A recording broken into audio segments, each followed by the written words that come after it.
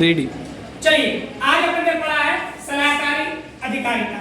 इसमें क्या होता है, आर्टिकल 143 के अंतर्गत राष्ट्रपति सुप्रीम कोर्ट से परामर्श लेता है। ठीक है, इसकी दो श्रेणियां हैं, 143(a) और 143(2).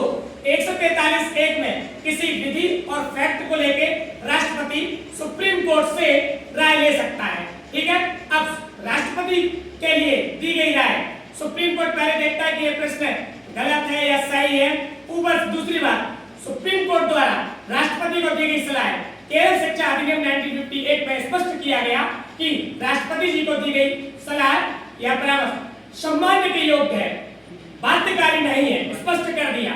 143(2) में यह बताया गया है कि आर्टिकल 131 में जो विषय है उसके परंतु में यदि राष्ट्रपति को किसी भी सब्जेक्ट को लेके लग रहा है कि वो सुप्रीम कोर्ट से विचार विमर्श करे तो वो विषय प्रश्न जाता है कहां पे, सुप्रीम कोर्ट के पास। सुप्रीम कोर्ट उस पर विचार विमर्श करने के बाद अपनी राय किसको देता है, राष्ट्रपति को। अब 143(2) के तहत अभी तक प्रश्न नहीं पूछे गए हैं, ये ध्यान रखना। ठीक है, इसके बाद अपन ने पढ़ा न्यायालय की अभिलेख न्यायालय। क्या पढ़ा अपन ने, अभिलेख न्यायालय, कोड ऑफ रिकॉर्ड।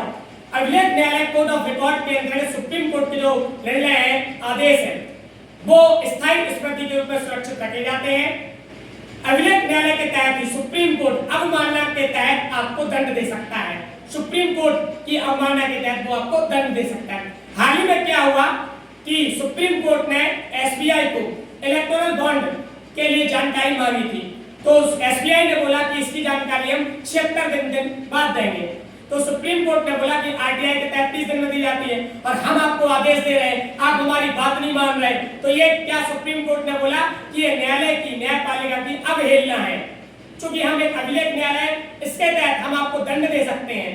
तो अवहेलना अधिनियम 1971 में बताया गया है कि सुप्रीम कोर्ट की अवहेलना करने पर 6 माह का कठोर कारावास भी हो सकता है, सालाना कारावास या 2000 रुपए का जुर्माना, या दोनों हो सकते हैं।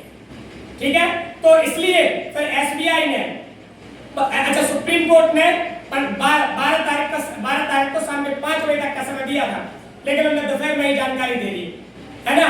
तो ये सुप्रीम कोर्ट का है पावर।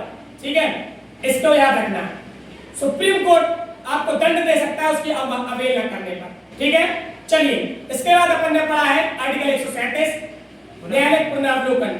सुप्रीम कोर्ट को लगता है कि उसके द्वारा जो पूर्व में निर्णय दिए गए हैं उससे किसी व्यक्ति के साथ न्याय नहीं हुआ है, तो वो उनको न्यायालयिक पुनरावलोकन के पुनः सुन सकता है, उनको पढ़ सकता है। ठीक है, चलिए आज का अगला टॉपिक था अपना पीआईएल, जनहित याचिका। भारत में जनहित याचिका की शुरुआत 1980 के दशक से हुई। इसमें 2 व्यक्ति याद रखना, कृष्ण अय्यर और भगवती को पीआईएल का प्रवर्तक माना जाता है, याद रखना। ठीक है।